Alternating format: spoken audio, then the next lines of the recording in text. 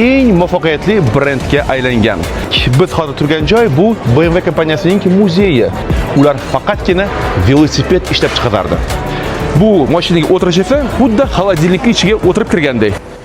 1952-yilda BMWday gigant kompaniyani siz ko'rib turgan mana shu kichkintoy mashina qutqarib qolgan edi.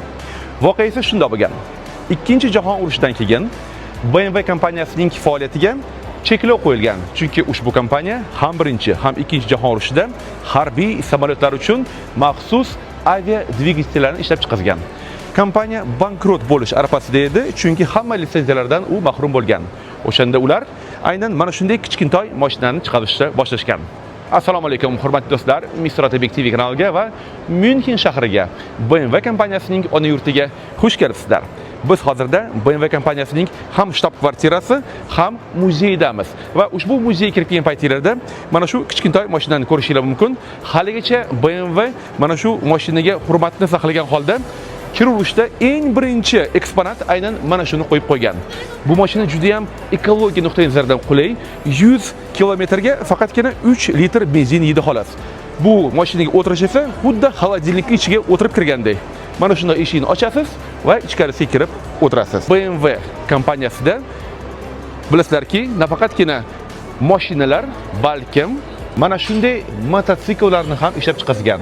Ha, aynan 1923-yildan boshlab BMW kompaniyasi butun dunyoda eng zo'r mototsikllarni ishlab chiqargan.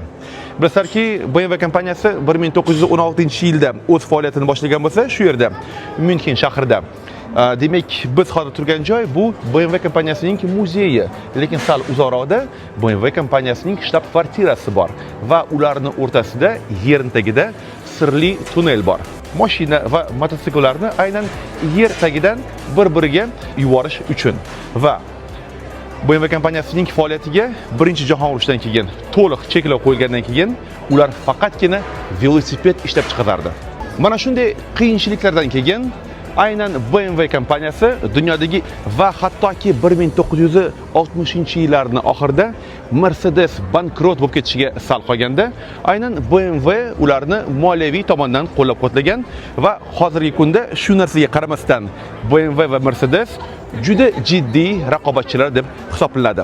Hozirgi kunda aynan BMW premium mashinalarning aksiyalarini sotib olgan. Masalan, Rolls-Royce Ghost va Rolls-Royce Phantom. Hurmatli do'stlar, agarda ushbu video sizga yoqmasa, bitta like sizlardan o'rilib ketsin. Va bu degani Münchenda, BMW olamida va Mr. Otabek TV kanalida ko'rishganda, ko'rishguncha.